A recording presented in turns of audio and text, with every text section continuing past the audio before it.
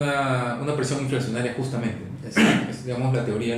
Y eso es lo que pasa, por ejemplo, en varios países, ¿no? Por ejemplo, en Venezuela, Argentina, en Perú. En Europa también, algunos de estos países que han tenido problemas después de la crisis financiera. También, o sea, España, por ejemplo, España tenía, claro, España, Grecia, tenían una fuerte, ¿cómo se llama? Una fuerte presión inflacionaria en el sentido de que ellos estaban gastando mucho más dinero de lo que generaban, ¿no? Entonces, en el ejemplo particular de Grecia, por ejemplo, el Banco Europeo interviene porque dice: ya no te voy a prestar más plata, ¿no? Porque te estoy prestando plata para mantener unos programas sociales que son pues ridículos, o sea, que son pues, totalmente sobredimensionados, ¿no? Entonces, por ejemplo, una de las presiones que se generó para que el Banco Europeo intervenga y haga algo al respecto era que en Alemania la gente se jubilaba a una edad mayor de lo que estaban jubilando en Grecia. Y los alemanes decían: nosotros estamos financiando en buena medida el Banco Europeo y ellos le están prestando plata a Grecia para que ellos tengan un mejor estilo de vida que nosotros, que estamos generando estos recursos. Eso no es admisible, ¿no? Es una locura.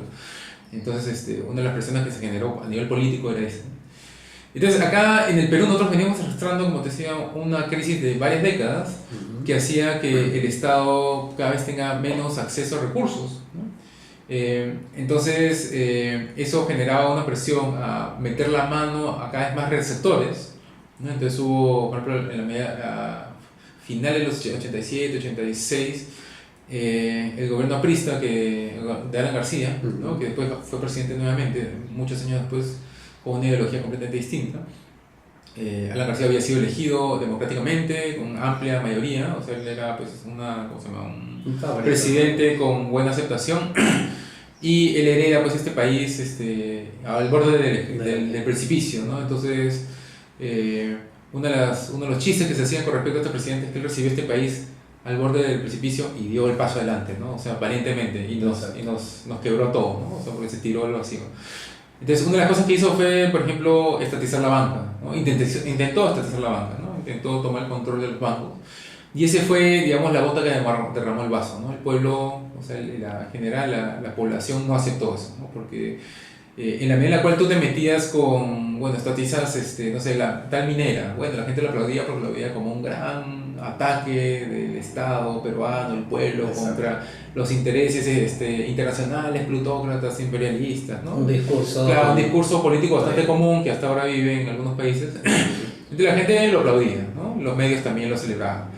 Pero cuando te metes con tu plata ya eso es otra cosa, ¿no? Porque en el momento en el que se mete ya con los ahorros de la gente, eso es otro cantar, ¿no? Entonces la gente no aceptó eso, hubo una respuesta muy agresiva con respecto a de la población.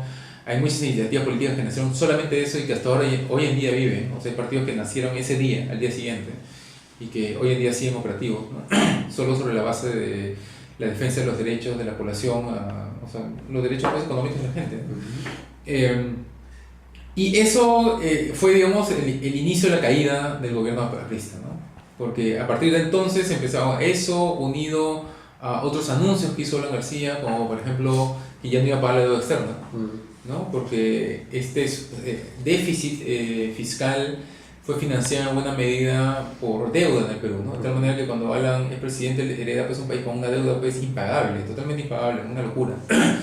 Entonces, solamente el pago de los intereses de esa deuda le generaba muchos problemas al Estado, ¿no? Porque le quitaba muchos recursos que ellos habrían querido usar en otras de estas iniciativas pues, subsidiarias y populistas, ¿no?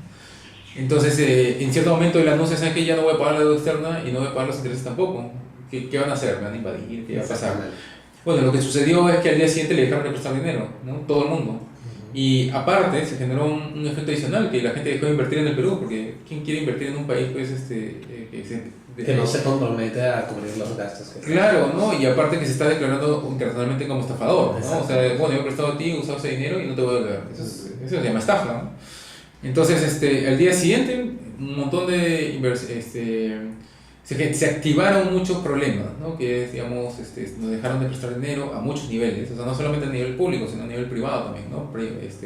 Bancos privados tuvieron mucho más problemas para conseguir financiamiento en el exterior, no sé, muchos problemas también, programas sociales internacionales se cortaron, yo creo, porque había mucha ayuda de Europa, de Estados Unidos, que venían atados a ciertas acciones que tenía que hacer el Estado, ¿no? Como por ejemplo lucha contra el narcotráfico, ¿no? O sea, nosotros ayudábamos a aplicar programas sociales de ayuda a campesinos, en la medida en la cual estos campesinos van a tener una situación mejor, ya no van a dedicarse digamos, a sembrar coca, pero tú te comprometes a, ¿cómo se llama?, seguir luchando contra el terrorismo, ¿no? Contra el narcoterrorismo, ¿no? Entonces, en la medida en la cual el Estado pues anuncia esto, hay programas sociales que se cortan. Dicen, bueno, esto ya no, listo, ahí no quedamos. Entonces, esa clase de actos desesperados, digamos, del Estado por seguir financiando esta maquinaria sobredimensionada, llevaron también a ciertas actitudes que fueron lo que impulsaron la hiperinflación del gobierno aprista, ¿no? Entonces, el clásico es la máquina, ¿no? Empezaron a imprimir billetes que no sin respaldo, ¿no? Entonces, hoy en día se sabe, ¿no? O sea, hay pocas personas que te van a discutir que tú tienes que imprimir billetes en la medida en la que en la impresión de los billetes tiene que estar atado a una serie de criterios. Se tiene que mantener un equilibrio con el incremento, digamos, no sé, por ejemplo, la maquinaria de la producción del país, ¿no? Porque si no, en la medida en la cual tú metes más dinero del incremento de la producción, lo que decíamos un rato, ¿no? Está generando un vacío allí que claro, que se compensa con un incremento en precio, ¿no? Entonces el gobierno aprista decidió patear el tablero y empezar a imprimir billetes así abiertamente, ¿no? Entonces eso también generó pues generó un efecto inflacionario que fue muy muy fuerte, ¿no? Todo eso sumado hizo pues que el Estado quebrara, pues, ¿no? En el 88 más o menos, 87, 88 tuvimos una hiperinflación pues histórica, ¿no? A mí me ha pasado que cuando he ido a Europa, he ido a otros países, me comentan, tú eres peruano, yo he leído sobre ustedes, ¿no? Su libro de texto sobre lo que no hay que hacer, está pues el caso peruano de la hiperinflación de los 80. Y la única solución que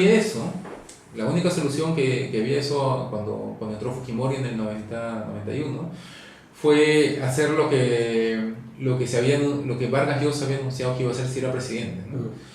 En el 90, o sea, en la selección del 90, cuando ya queda claro que el país está quebrado, que hay que hacer algo, urgente, porque había un desempleo pues terrible, había pues un efecto hiperinflacionario pues que era inmanejable, muchas industrias en el Perú estaban quebradas, había pues un problema de pobreza inmenso, más de la mitad de la población estaba en calidad de pobre o extremadamente pobre. Entonces, ante esa situación, justamente uno de los partidos políticos que había surgido de este intento de Alan García de hacer la banca, se desarrolló en lo que después fue FREDEMO, que era Frente Democrático, y postuló a la presidencia a Mario Vargas Llosa, que hoy en día es Nobel de Literatura. En esa época era una figura con una presencia política mayor en el Perú, mediática, en fin, era una persona bastante importante. Se postuló a la presidencia y él anuncia que la única manera de hacer frente a esta crisis era un shock, o sea, ordenar todas las cifras de golpe, de un día para otro. Entonces se iban a eliminar todos los subsidios, se iban a cortar, se iban a anunciar las privatizaciones de varias empresas estatales, se iba a cortar la máquina que imprimía el dinero, que se iba de golpe, de una patada, se iba a ordenar buena parte de los desequilibrios que estaba generando desde el lado del sector público, ¿no? Y eso asustó a mucha gente, ¿no? Porque mucha gente prefería que eso sea gradual, ¿no? Que fuera de a pocos. Entonces Fujimori, que fue el que efectivamente ganó las elecciones, ganó con una campaña de anti-shock. O sea, él dijo que él iba a hacer el shock, que él iba a hacer gradualmente, que él iba a hacer una serie de otras cosas. Él había sido funcionario público exitoso, ¿no? Él había estado a cargo de la Universidad Agraria, que es acá una de las dos otras universidades públicas exitosas del Perú, con mucho prestigio. Era un técnico supuestamente, entonces él salió elegido con un discurso de que yo no voy a hacer el shock. Cuando salió elegido, hizo el shock, o sea, hizo exactamente lo que dijo que no iba a hacer, ¿no? Lo hizo ligeramente distinto a lo que había anunciado Vargas Llosa, de tal manera que a ese fenómeno se le llama el Fujichoc, ¿no? Porque él se apellidaba Fujimori, entonces le pusieron el Fujichoc. Y fue, como te digo, el inicio de la recuperación económica del Perú, ¿no? Fue lo que hacía falta necesariamente para poder arreglar las variables, de tal manera que la gente confiara nuevamente en la economía, ¿no? Porque como te decía, en la economía mucho depende de percepciones. Entonces, una de las, o sea, si bien había una parte como que matemática que había que hacer, o sea, había que equiparar, empezar a velar por una serie de equilibrios que se habían estado descuidando. Es decir, que esa es parte de las alternativas que se deben hacer para salir de la... Claro, pero no es la única, ¿no? Por ejemplo, en Argentina, Macri, por ejemplo, que era pues, un país también con características no iguales, pero comparables, él decide no hacer el shock de golpe, ¿no? Okay. Él decide hacerlo gradualmente. Y si bien económicamente las medidas que estaba tomando eran las adecuadas, políticamente eso es insostenible, ¿no? Porque el pueblo argentino no aguanta la presión, o sea, no aguanta esperar los resultados.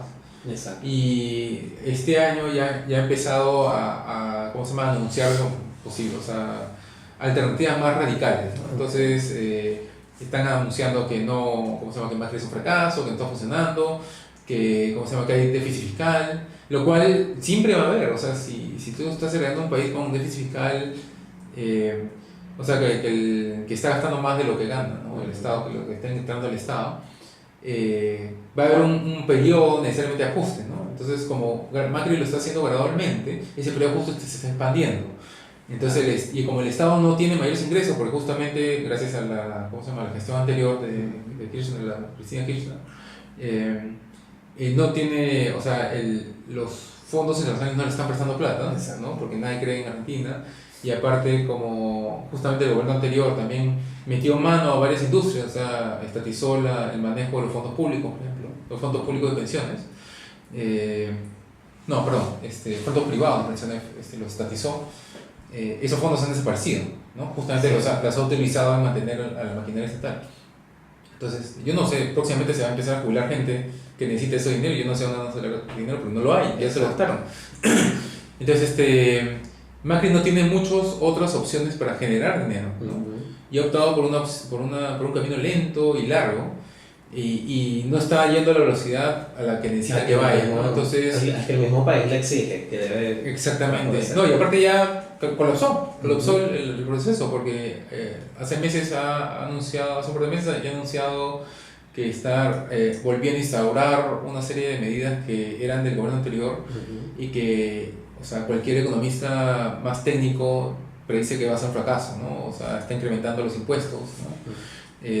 Cuando tú ahorita justamente lo que necesitas para reactivar la economía es bajar los impuestos, de tal manera que la gente tenga más plata en el bolsillo y empiece a gastar más, ¿no? Uno de los problemas que nosotros teníamos en el gobierno aprista era que la gente no tenía plata.